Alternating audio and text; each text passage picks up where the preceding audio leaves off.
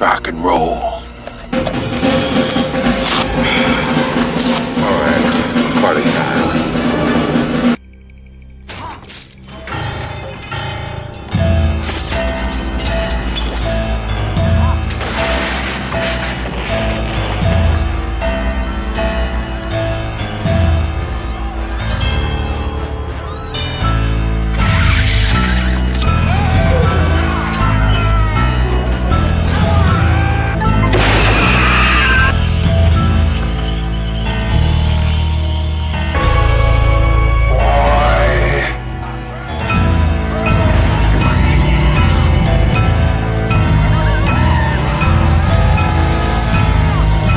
Godzilla says that I should learn to fight my own battles. No.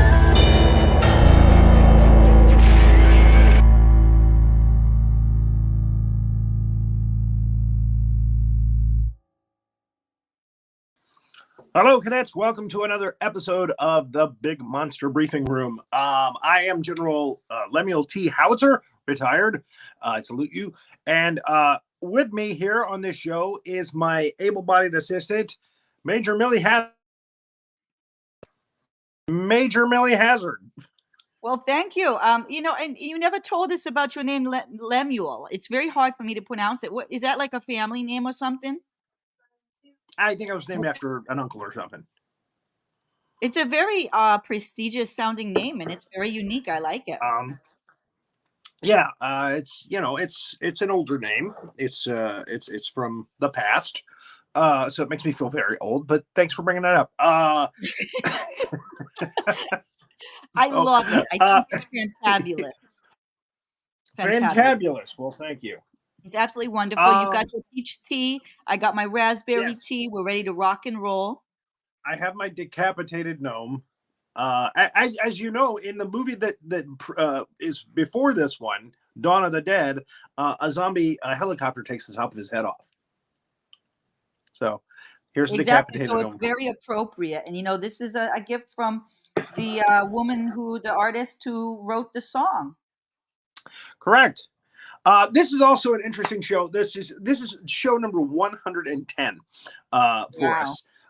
And it is the show. Our opening credits has the scene from the movies that we're going to be reviewing, right? Or that we're going to be talking about, discussing. Well, tonight, or this show, is the last one in the actual opening credit. We have two more shows to do, but neither one of those movies has a clip in the opening credits. That's very interesting for the fans. Yeah, I just that hit me as I was watching the thing. Okay, the arms coming out of the wall. That's the last one. That's the last clip in that we have fulfilled our contractual obligation to actually do all of these movies. We have seen all of it. Yes. Yeah. All of it. So after the next two movies, the last one being Ghidorah, the three-headed monster, that'll end out the season. In the beginning of March, we will start season 5. We'll have a new opening with new clips, and the actual show is going to feature the person who's in the first clip on the opening, and that is Billy Vera, the singer. I'm so excited about this. I'm a big fan of his. I love him. He's amazing. He's amazing. I'm so excited. I just love him. Yes, he plays a character in Buckaroo Banzai Across the Eighth Dimension, and we're going to discuss that training film with him. I can't believe as the opener for season 5. And again, the opener for season 5 starts with him as his character saying a line in the film. So I'm very excited about it. I'm very excited about it too. I am. It's just My nipples are hard. So that's how we can tell. That's the song. In any case, that's the song. But this episode is it's not the last of George Romero's zombie films, but a lot of people see the first 3 as a kind of a trilogy. And this is Day of the Dead. You have Night of the Living Dead, which was the first one, and then you had Dawn of the Dead. And then you had Day of the Dead. And then, of course, they went and remade them for no apparent reason except to just cash in and make money. Yeah, well, they made a lot of it, Yeah. So in Well, any here we case, go yeah, then. and it started the whole zombie atomic zombie wave of movies and Right. TV shows. But in any case, they do not call them zombies in any one of George Romero's films. They don't call them zombies. That's what they are, but they don't call them that. So so again, What did they they're call like them? the walking. What did they call them? They just don't even mention it. You know, they just say the dead or the Walking Right. Dead, or the Right. dead are among us and eating people. Right. The freshly resurrected dead. I mean, they call it all kinds of other things, but they never call them zombies. It's like in The Not sure Walking Dead, why they call them walkers. You know. they call them walkers. Yeah, and that. And I saw something. I'm not sure if it's a movie or if it's the TV show. It's based on it's The Walking Dead is bringing Rick back, the guy that was the original sheriff character, that was in the first like 6 or 7 seasons, and they're finally evidently bringing him back. And I can't remember if Andrew Lincoln. it was a quick flash on my phone, and I was like, whoa, hey, they're bringing Rick back, wow. And I I didn't see think if it his was like name a is movie. Andrew Lincoln, and he's British. He's a British actor. He talks a lot like this. Correct. He's You are British, correct. but then he pretends. Then he says It's just like Carl. Christian Bale. Yeah. Christian Bale, does a great American accent. He plays a lot of Yes. American characters. And then, Yes. you see him or you hear him yelling at, crew members, and it's, what the fuck is Yeah. going on with you, mate? Or Hugh What the Laurie when hell? he I'm trying to fucking work here. it's like Hugh Laurie when he was No. Dr. House. I love it. It's great. Oh yeah, Hugh Laurie, very British, yeah, and he's playing Dr. House. Again, a lot of British guys come over here and they play American characters and stuff. They get him know, on reduced salary. They get him on reduced salary, is what I hear. I don't know That's about what I've that. heard. Yeah, Bob they pay them. Hoskins They in pay them Who less. Framed Roger Rabbit, doing a They Chicago don't accent. pay them as much. It's exploitation. All right, let's get to the movie then. All right, And that has nothing to do with zombies. And this that movie has nothing to do with these zombies. I don't think there are Nothing. any British actors in this film. It was No, all I don't think Pittsburgh so. actors.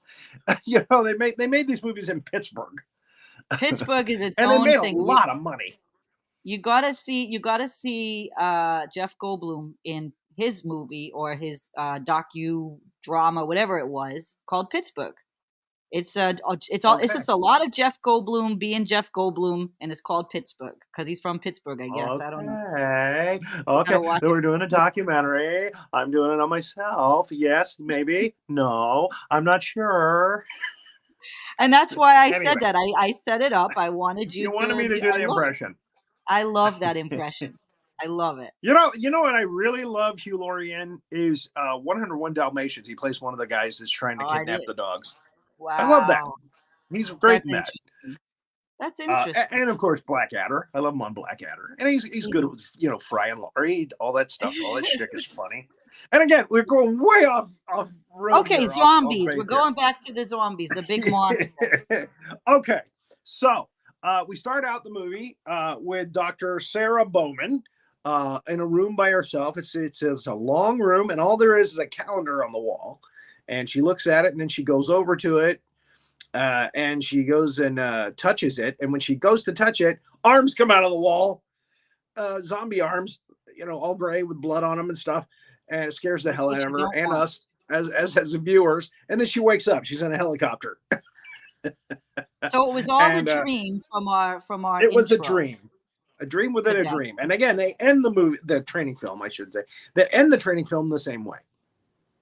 So we don't even know if the film was real or if it was just a dream. But in any case, so Sarah Bowman, played by Laurie Cardille, is in a helicopter. The pilot of the helicopter is John, played by Terry Alexander, and he sounds like the crab in the in the Ariel movies. Oh, come on, Sarah.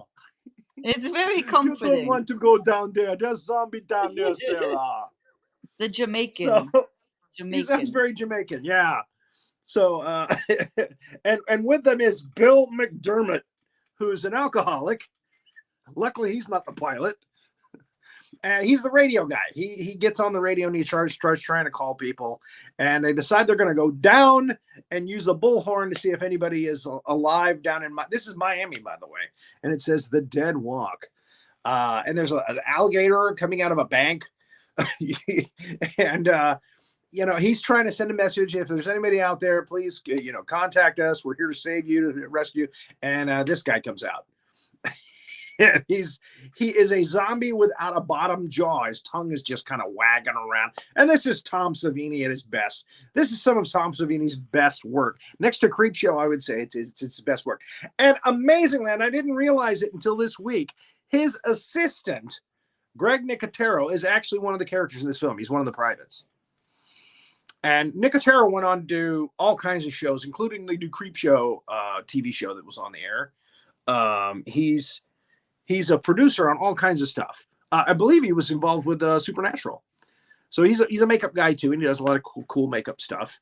And he and Savini did the makeup effects on this. And it's good stuff. It's great stuff. So this guy comes out. Then we see all these other zombies. You know what I like about these Romero films is zombies are dressed as all kinds of crazy things. There's like a majorette band zombie. It's very creative, it's very there's creative. A clown. There's a clown zombie later in the film. That's kind of creepy. Yeah. But it makes it more interesting. Yeah, well, again, zombies have come in all shapes and forms, and they like to throw like a weird one in there, just to zombie in a football outfit, just to make you go, well, what? So I think that's Greg. I think that's Greg Nicotero right there. He's the one that's growing pot out back. The helicopter comes back to camp. There's zombies all over the place, by the way. There's no humans there. Everybody's dead. Now this guy is Miguel. And this is Dr. Bowman's boyfriend. And he's flipping out. He's like psychologically a mess. And he's exhausted because they're working him. Everybody's working really hard. And he's just being a bitch. He's just causing all kinds of trouble. Yeah, you think you're stronger than me. I know you're stronger than me. It's like, come on, wussy. He's going to give you a sedative. Take a nap. He's very tired. He needs to go to sleep. That's all it is. A little coffee will help that. And then we have this comedy team. Costello and Costello. This is Steele. This is the big one. And Rickles. Played by Ralph Marrero. Steele's played by Gary Howard Clare. He was in the last film, Dawn of the Dead. As is his commander in this, Rhodes. I don't think they were the same characters. They were different characters. But they were in the previous film. And they got recast in this as military. So there it is. So they decide they're going to go get a zombie from a little area down. They're way down under the ground, by the way. They have a nice protective little place under the ground. It's like it's like a mile down or something. And they have a cavern in there where they stored, a few dozen zombies, and they use them for experimentation. They're experimenting on the zombies to try to find out how they can curb the situation that they're in, which is they're pretty much the last people, and the zombies have overrun the planet, and they're trying to do research and figure out, how to stop these things. So, of course, Steele is a sadistic bastard, and he's, hey, come on, zombies, come on, hey. He doesn't call them zombies, but he's just sadistic bastard. And then we have a couple of zombies show up. Actually, quite a few zombies show up, and unfortunately, Miguel is in charge of wrangling the zombies with a pole that has like a neck thing to grab them. And again, he is just he's falling apart. So they get a zombie through the gate there, through the wall, through the gate. I guess it's kind of like you ever go to the rodeo? They've got like a gate in between a gate, and they put the thing, the cow or the cattle or whatever in there, and then they pull it out the other side. And this is to keep the other cattle in, and it's kind of the same thing. So anyway, Marrero screws up and drops the the apparatus that he's holding on to the zombie with. The zombie comes at Rickles, I'm sorry, and almost kills him. And Steele freaks out because that's his best buddy. I think there might be more going on between Steele and Rickles because she's the only woman in the group. Most likely. That's okay. They make a comment about that in a little bit. So in any case, it's the end of the world scenario. Everybody's got to have somebody. Yeah. So yeah, I think Rickles is the bottom. That's my guess. That's just a guess. so in any case, that's all I'm saying. So they pull these two zombies in and put them in they call the guy Dr. Frankenstein. Dr. Logan, Matthew Logan, is the guy who's doing the main experimentation with the Walking Dead here. And he's played by Richard Liberty, and a wonderful, wonderful performance. He's just a crazy as a loon scientist. He is the traditional mad scientist. So here's Dr. Sarah Bowman trying to give a sedative to her boyfriend Miguel, and he is resisting. He says, "Don't dope me up. I don't want to be doped up." And he smacks her a couple of times, and he hugs her because he feels bad. And then she stabs him in the back with the sedative. And he's not love. happy. That's love. He's not happy. You bitch! And he falls asleep. So yeah, we got a lot of tension going on here between everybody. They've been cooped up, in this basement for God knows how long. All right, so here we have, hell, I don't know who this guy is. This guy here is another doctor. I'm just gonna say Dr. Smith, whatever. He's the one guy I didn't get his name down on the list here in front of me. Rhodes. They're talking about they just lost the guy that was Rhodes's commander, who I believe was a Major Cooper, I think was his name. And now Rhodes is in charge, and Rhodes is he's pretty damn crazy himself and power crazy. So he's just he's played by Joseph Pilato, again, also in the previous film Dawn of the Dead. And he is really, really nasty. In this, he is just power hungry and nasty. So she comes in, he gives her all kinds of crap. The other guys are laughing, he's making jokes about her and Miguel, and maybe the rest of them should get a turn, that kind of thing. God. So how would you like to be the last girl on Earth? And these guys, these chuckleheads. So yeah, it would be great if it was a bunch of Scott Bakulas, but truth be told, it's not going to be Scott Bakulas. He's too nice. He would never make it. I don't know what that is.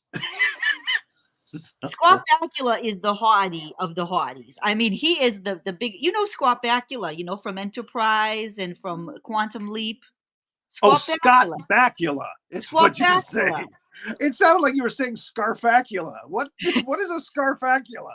It's like Dracula. Tell me I'm wrong, folks. It sounded like she said Scarfacula. I'm like, I don't remember seeing that training film. Wait a minute. What the hell is she talking about? Scott Bakula. Okay, I got Scott it. Bakula. That's what we call him in New York. Scott Bakula. It's Scott Bakula in New York. We say Scott Bakula. And he's too much of a mensch, He would never make it to the end, to the apocalypse. What? Scorpacula? Scorpion Dracula? What? Okay, so the other doctor is telling her, you better watch yourself because, because she's like standing up to alpha male Captain Rhodes. And his name is Henry, by the way. And he doesn't like that, So he's giving her all kinds of crap. So anyway, she goes in to see Dr. Frankenstein, Dr. Logan. And he's in his lab working on his zombies. And we meet Bub for the first time. Bub is a wonderful zombie character. Probably one of the funnest zombie characters in zombie history. He's played by Sherman Howard. Man, he just took this little role and made it into, zombie gold. He's just wonderful in this. So he is the doctor's main... Was it star pupil, as Bowman says later? It's Logan's star pupil. Because Logan's got him trained to do all kinds of tricks and stuff. And Logan is working on a zombie who's taking all of his intestines and stuff out to prove that zombies can function without, all that stuff. They don't really need to eat at all, but they just do it out of instinct, he said. It's instinct. Okay, they don't even need Yeah. to eat. Interesting. They don't Very even need to eat. There's no reason to. They don't. I mean, they're dead, and they don't need to eat for sustenance or anything. They just do it because it's instinct. I always wondered about that. That really answers a lot of questions. And again, he's pretty brilliant. Dr. Logan is. And again, the characters that are written in this film are written by George Romero, who is the creator of this whole world. Him and John Russo created the first Night of the Living Dead, and then Romero took it and went with it from there. As we've discussed earlier, that Russo started his own zombie franchise called Return of the Living Dead, and they did several movies on that, and they were different. They were different from these.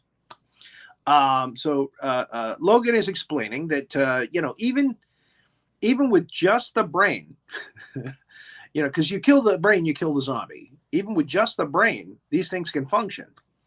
And he's got a zombie on the table there that only has the brain. He's taken all the rest of the head away, and it's still able to function, kind of. And he's like playing games with an electrical current machine and the zombie.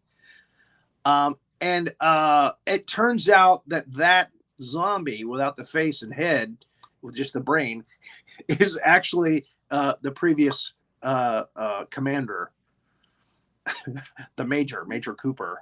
Oh, goodness. And she's like, do you know what's going to happen if they find out? Oh, it's okay. They won't know who he is. I've taken his face and everything away. That's kind of how he talks. And she's just getting freaked out by all these risks that Logan is taking to get his, information. So, and this zombie gets up, breaks one of its tethers, and of course, all of the innards fall out. And she's like, oh, ugh. She gets sick and has to leave. I'm not sure what this is. Looks like another zombie. They're putting something through his. Oh, that's it. He drills the zombie in the head. That's what it is to put it down. He puts the zombie down, and Bub is watching. That's important because Bub is a very smart zombie. He understands a lot. So he's being conditioned. He's being trained, not to play nice, as it were, to not want to attack people all the time. So Rhodes has a meeting that night at 7:00. He tells people, "Don't be late. I'm having a meeting. We're going to talk about the way things are going to be from now on." McDermott is there. John is there, and of course Steele and Rickles and the privates. And she shows up, and she's not happy about what Rhodes is saying. He's talking about shutting down the whole project and just getting the hell out of there and going someplace safe, like an island or something. And she's like, we're doing this to try to, see if we can stop this. And he's like, lady, it's gone too far, And then she gets up to walk out, and he says, if you don't sit back down, I'm gonna have you shot. So now it's getting serious. And then he tells Steele, shoot her, and Steele's like, bang! He thinks he's kidding, and Rickles thinks it's funny. And then Rhodes pulls his gun, and they realize he means it. And finally, she sits back down before it gets too crazy. And then Dr. Logan shows up. And he's like, where is all this information? What progress you've made? I need to know now. And, we're going to go. We're going to leave this place. And he goes, well, where are you going to go? The whole entire planet is overrun by zombies, which is a very valid point. And he keeps telling him, look, we need this research. We need to train these things to not want to attack us. And she's not happy about that because what she's trying to find out is what causes the zombie outbreak and what can be used to stop it so that they can just start over again. Again, John tells her, you need to be careful. Rhodes is not going to put up with you back talking him and standing up to him. He's going to kill you. So Miguel, she's in the room there, kind of sitting on the floor, and Miguel turns over, and again, it's the whole thing with the zombies' entrails falling out again, all over again. And again, it's a dream. She wakes up. And he's like, I can't believe you did that to me. And they have a fight, and she ends up throwing him out. And then she goes out to the hall to get a drink. And there's a big, huge fight with the privates. The privates are all fighting with each other. And it's a mess. They're all on their last tether, as we say. They're all fighting, and it's arguing, and it's a bad situation. Okay. So she goes in to she gets taken by McDermott back to their trailer, which is out there close to where the zombies are kept. And they've got it set up as this nice little sanctuary. This is their man cave, their sort of fortress of solitude, and she likes it. And they're getting her drunk. They've got alcohol. So they talk about, listen, I know you think that we're just going off by ourselves and we don't care about anybody else. But the fact of the matter is we do care about you. And we're worried about you. So in any case, she ties one on with them. And the next day she has a rough time doing her work. She has a headache. And, she goes to see Dr. Logan when he's dealing with his zombies. And the one zombie there is very angry and very upset. And Logan tells him, that was not very nice. Now you could just sit here in the dark and think about what you've done. And he turns the lights off on the zombie. And the zombie actually kind of looks like he's upset about it. Like, you leave me here in the dark? So I guess there is something to what Logan is saying. These things do remember, and they do kind of feel. And, there's some truth to what he's saying. And there's the other doctor. Now, he takes him over to see Bub and the progress that he's made with Bub. And he puts a razor and a toothbrush and a Stephen King book down on the table. This was a nod to Stephen King from George Romero. Now remember, they worked together on Creepshow, which is about the same time this movie came out. It was 84, 85. This came out in 85, I think. I think Creepshow came out in 84. So Salem's Lot is there on the table, and Bub has not seen the book before. He's seen the other two things before, but he hasn't seen the book before. And they watch in amazement as Bub picks up the razor, makes a move like he's shaving himself, and then he picks up the book and starts thumbing through it. And these guys are amazed. They're like, oh my gosh, he's a zombie and he's thumbing through a book. Wow. It's like he remembers. And that's exactly Logan's point. He goes, look, they can be taught. And the other doctor's like, no, what's really crazy is that when Logan goes in there, he's not trying to kill him. He's not trying to eat him. He's just doing what Logan says. And how is that? So this is when Rhodes comes in. And he's like, oh, you're teaching him tricks. And he takes a phone and he goes, call your aunt so-and-so such and such. He's making up these little games. And Rhodes is not happy about it. He's like, this is the progress you're making? You're teaching him tricks? And when he sees the military uniforms, Bub salutes him. And Rhodes is not happy. So Logan makes the situation even worse by taking his gun, pulling the bullets out, pulling, the slide out of the bottom of the gun, putting it in front of Bub. Bub picks up the gun. He doesn't like Rhodes now. You can tell. You can see. And he points the gun at Rhodes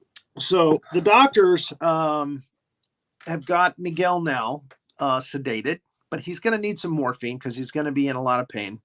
So they have to go sneak some morphine from Logan's lab. So when they get there, McDermott sees a recorder and he pushes it, and they hear a very disturbing audio of Logan berating one of his zombies who's not cooperating, and he says, "You must listen to Mother." He thinks of himself as their mother, and he kills the zombie, and they're like, "That's really bad." And they move a sheet that's got blood on it, and it's the guy's head. It's the private's head, and it's still alive, of course, and it's just there by itself on the table. And again, if Rhodes finds out that Logan is stealing the bodies of the privates and using them, he's not going to be happy about this. He's going to kill them all. So then, they spy on Logan with Bub. He's playing with Bub again. He's playing some music with him, and he shows Bub how to turn the recorder on and off. And Bub learns. Bub stops it and starts it again so he can hear the music, and they're amazed. And again, he's not trying to bite Logan. He's not trying, even though Logan's putting his fingers and stuff right there next to Bub's face, he's not trying to kill him. So then he brings in a bucket of chow for Bub, and they find out that yes, the guys, the privates that died, they're zombie food now. He's using the bodies of these privates to reward Bub and other zombies if they do what he wants them to. And that's bad. So Captain Rhodes walks in. And now he realizes what the hell's going on. He's watching Bub eat one of the private's parts. Private's parts. Yes, I said it. Private's parts. And yeah. Look, Bub is caught red-handed. A face that only a mother could love. Ah! And there it is. There, I was Got it in waiting there. for it. I didn't know when it Got was it in going to there. come, but I was waiting for it. Got it in there. So unfortunately for Dr. Logan, yeah, they find the body of the private with his head taken off in a cooler. And so Logan's trying to explain, and Rhodes shoots him with a machine gun several times. A lot. Like a lot. And kills him. And he threatens to kill them, the other doctors. And yeah, this is really going south bad. So now John is watching over Miguel, but he's like, okay, he's going nowhere, and they haven't come back yet. I'm worried, and I'm hearing gunshots. So he goes outside, and just in time, Rhodes and his men bring up the doctors to the trailer there. And Rhodes says, look, we don't need these doctors. We're going to put them in with the zombies in the corral. We need you. You're our flyboy. You're our pilot. So you better cooperate with us and come with us. We're getting out of here. We've had it with this BS detail.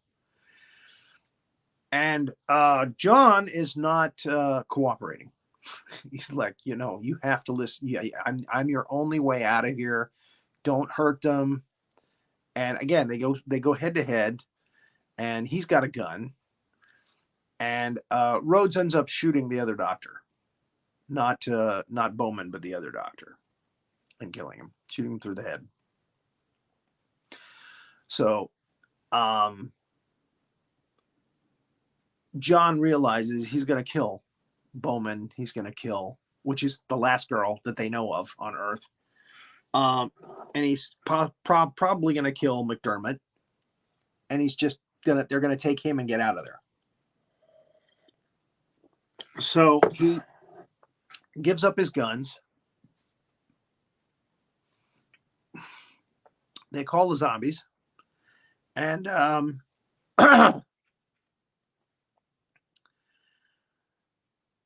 Bowman and McDermott end up being thrown in the corral, and they have to fight for themselves. Bowman grabs a large timber, and he's using that to clunk zombies, which is smart. But there's a lot of zombies in there.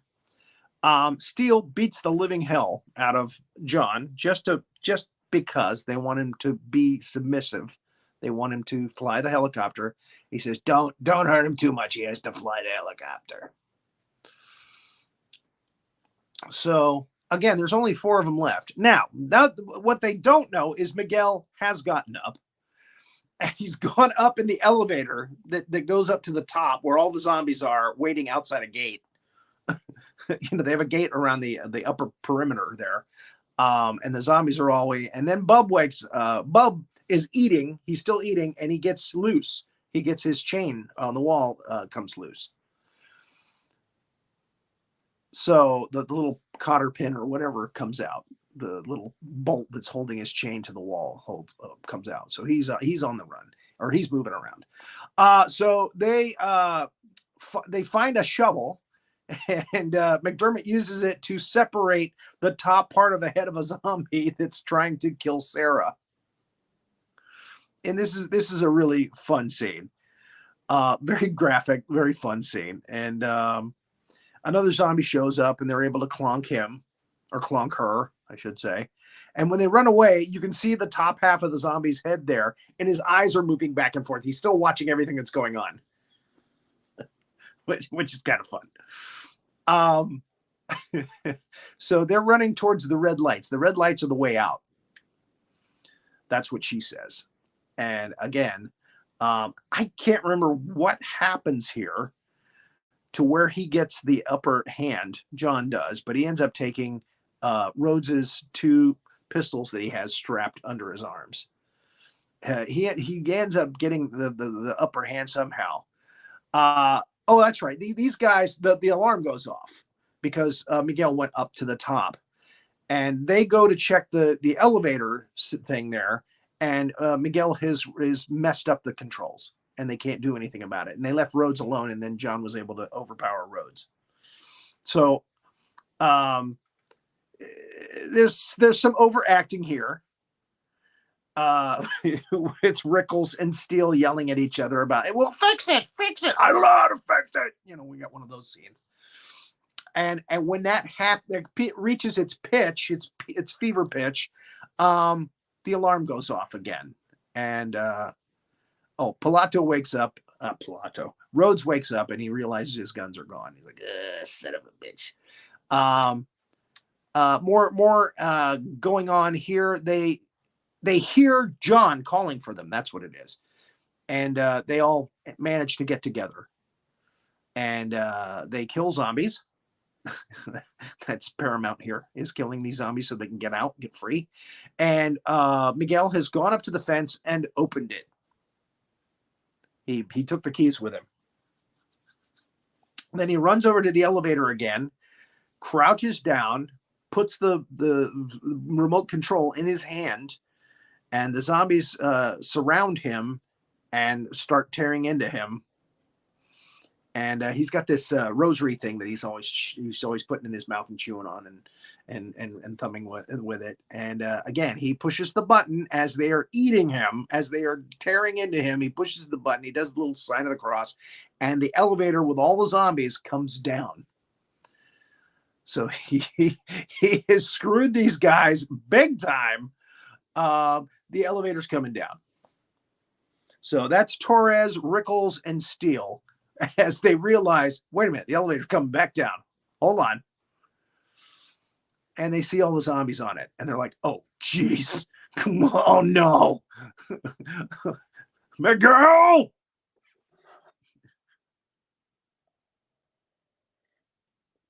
Now. And let's just have a moment for the great acting here, because this is fantastic acting. I mean, it's like exactly the way guys would look if they were in this predicament. Exactly. Romero knew how to get a good reaction shot. He's a good director in that respect. Now, what we did not see in the previous 2 zombie films is zombies, because there's so many zombies now. we saw zombies bite people, but we didn't really see them like tear a person apart. Like let's say that you were walking through the woods, and all of a sudden you come across a bunch of orangutans, and the orangutans get angry that you're there in their territory, and they just basically rip you limb from limb and tear you into pieces. We never saw that in one of these films before, but this one, we see it 3 times in a row, actually 4 times in a row. All of the military people here get torn apart. So there's the zombies coming off the elevator there, falling on the elevator, and Steele takes the golf cart thing that they have and runs with it, and leaving the other 3 behind. They're like, Steele! And now the zombies are coming. And again, you've got all kinds of zombies there. And zombies are coming through the gate too. They left the gate open, or John left the gate open, so they're coming through there. So now Bub comes across the body of Logan. He's happy to see him at first, but then he realizes he's dead. We get some wonderful dramatic acting. Believe it or not, dramatic acting from a zombie. Bub does a fantastic job of showing his anguish at losing his mother, the crazy Dr. Logan. So there is a gun on the ground there. So Bub grabs it. And this gun has bullets in it. They didn't take the slide out. Here we got some lovely zombies. There's one in a nice tuxedo heading for our soldiers. And there's just so many of them. It's a herd of zombies. There's the woman with a really weird thing going on with her arm and shoulder. Anyway, she's like a little hunchback zombie. And they're shooting. They're trying to, but they're getting surrounded. The zombies surround them and basically just tear them apart. So there's the first one, Torres, getting ripped to shreds, getting torn apart. And I remember the first time I saw this training film, oh man, it gave me nightmares.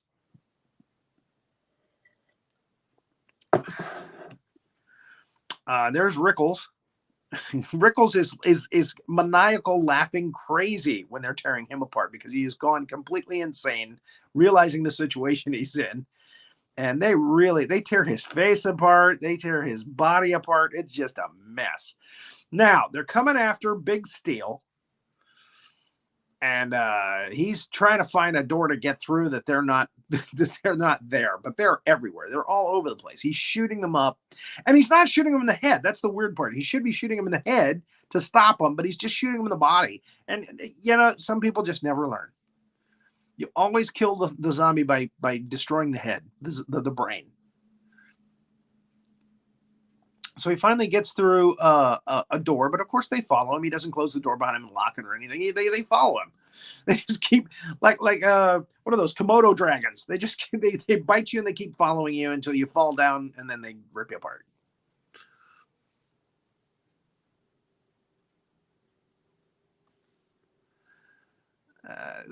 Cute little blue zombies there.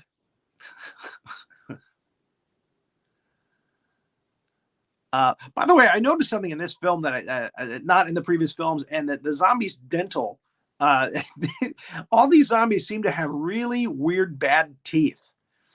I mean, like, I guess pirates used to eat citrus when they were on the ships to keep their teeth from falling out and stuff. It's scurvy, right? But again, evidently zombies don't do that, and their teeth fall out and they look like that. Anyway, Steele gets bitten, and he realizes he's been bitten, so he just takes his own life. He just blows his own brains out. So back in the cavern, our trio are still following the red lights to get out. This is actually when Dr. Sarah Bowman says, "Let's follow the red lights." And they get to the elevator, and the elevator is broken. So they decide to take a long ladder up to the top. And of course, zombies come after them and start, trying to bite their feet and stuff, and then shooting the zombies. And then Rhodes, we go back to Rhodes, and he's in the place all by himself. All the other guys are dead. And Bub shows up at the end of the hallway and shoots at him. And he shoots him in the shoulder. And Rhodes is like, "Ah, you son of a bitch, you bastard!" Ah! And he's making his way along the wall and everything, and he's hurt. And Bub's a good shot. Bub shoots him in the leg then, and it makes it even more difficult for him to get away. But he manages to get to the end of the hall, and he's going to get through that door. I'm hearing Johnny Depp as Ed Wood going, you got to get through that door. Yeah, I don't know why that popped into my head just now. You got to move forward. You got to get through that door. It's very, very, very good imitation. So he opens the door, and there's a horde of zombies are waiting for him. Ah! Again, great reaction shot. And he turns around to Bub again because Bub's following him. He's slowly but surely following him. And Bub shoots him one last time in the gut, in the stomach. And that just kind of pushes him back into where the zombies can grab at him and pull him. And that's the end of Rhodes. He gives him a nice little salute. Like, that's the end of you son of a bitch. And drops the gun, and Bub walks off into the sunset. Meanwhile, zombies start chowing down on Rhodes. They pull his bottom half of his body from the top half of his body and pull his legs down the hallway. There we go. Just tearing him up. And Rhodes is still alive, believe it or not. And he's saying, "Choke on it! Choke on it!" That's his last words. Defiant till the end. So then we show various shots of zombies chowing down on Rhodes' body parts. Well, actually chowing down on all the military guys' body parts. And Bowman and John and McDermott make it to one of the gates. But there's a huge herd of zombies heading for the helicopter. Oh no, I hope they gassed it up. Arr! And as they get to the helicopter, the chopper, get to the chopper. And it looks like one of those choppers that they use for like news stations, which that played into the last film. When they went to the mall, the shopping mall, in a helicopter like that. It might be the same helicopter. It looks like the same helicopter. Anyway, that was a news helicopter. Anyway, I digress. She opens the door to get into the helicopter, back of the helicopter, and a zombie pops up. Ah! Again, nice little impact scare there for you. Always check through the windows first to make sure the zombies haven't gotten in your vehicle. That's something you learned from here. And then she wakes up. Again, it was another dream. Ah! And she wakes up, and earlier in the film, they were talking about going to an island somewhere where there's no zombies. They can control the island's population of zombies and just live safely on an island away from all the other zombies. And she's looking over on the beach, and John is fishing while McDermott is watching. And they got the seagulls. Wonder if there was any zombie seagulls there. You ever wonder about that stuff? Zombie deer, zombie seagulls, zombie animals, by gosh. Why not? Makes sense. If an animal dies, the same problem will happen to them. Yeah, why did they never go there? I never saw any. We've never heard any. That would make it just absolutely impossible to live on the planet if everything turned into zombies. Zombie rats. Yeah, it would just be the end. Yeah, you couldn't do that. It'd be overwhelming. So, yeah, just not in the script. Because in the first movie, they allude to the fact that there was like radiation or something on a meteor or something that hit Earth, and that's what they think caused, or they lead you to believe that that's what caused the zombie infestation to start and happen. So that radiation from outer space caused it. So she looks down, and we go full circle. She's looking at a calendar again. She's marking off the days with an X. Remember, she was at the very first scene. She was in a room, and she was thinking about the calendar and marking X's on the calendar, and that's when the zombies' arms came through the wall. So there it is. So here's our cast. Sarah, played by Laurie Cardille. Now there's a guy in the first movie, Billy Cardille. I'm suspecting that she's related to him. Chili Billy Cardille is one of the newscasters, I think, in that movie. Terry Alexander is John. Rhodes played by John Pilato. McDermott was played by Jarlath Conroy. And he's kind of Scottish. He's like their Sean Connery. And Miguel played by Anton DeLeo. Logan, Richard Liberty. Bub, Howard Sherman. And then you've got Steele and the other privates. And at the very bottom of the list, Gregory Nicotero, who is Greg Nicotero, who's a big makeup guy in producer of this kind of thing, scary stuff. So, yeah. So, and again, that was something I realized this week when I was watching this training film again. It's hey, that's Greg Nicotero. I know him. So there you go. More fun from George Romero. There was a movie after this called Land of the Dead, which had actually Dennis Hopper and had some named people in it. John Leguizamo was in it, and they are on an island. The rich people have bought themselves an island as a sanctuary from the zombies, and the zombies halfway through the film. Well, you know what? I shouldn't tell you what happens because we're probably going to do it on the show later. So we'll probably do it next season. No spoilers. You don't want any spoilers for that. So anyway, yeah, again, the way to get away from zombies is to find yourself an island somewhere, right? You would think. That's what I would do. Yeah, well, that works to a point. That's all I'm saying. Unless there's sailor zombies. You never know. They're like Popeye, unless they eat spinach and and get in a boat. All right, so there it is. Again, 2 more shows this season, then we start season 5. Season 5. So 112 episodes this at the end of this season, and then on 113 we start the new season, season 5. We got a new show opening for it, and hope you like it when we premiere it. And again, it's going to be a great show because we're going to have Billy Vera here talking about Buckaroo Banzai, Monkey Boy. So that should be fun. Yeah. So I am looking for a vampire expert, somebody who really knows vampire training films. If anybody knows anybody, have them contact me. Yeah. Have them reach out to me online. I'm on Facebook and TikTok and whatnot. So, and Instagram. So, yeah, reach out to us. Cause we haven't heard from, Barbie Van Helsing, and I fear the worst. So I think they got her. They might have gotten her. We need a replacement. I understand. It's a very dangerous thing, this big monster realm that we're in. So, and who knows? Maybe she'll see this message and she'll reach out to me and go, you never know. I'm in hiding. It's possible. I can still do the show, but I'm in hiding. I mean, that could happen. That's possible. But I haven't heard from her in a while, and I hope she's okay. So anyway. So yeah, this was Dawn of the Dead by George Romero.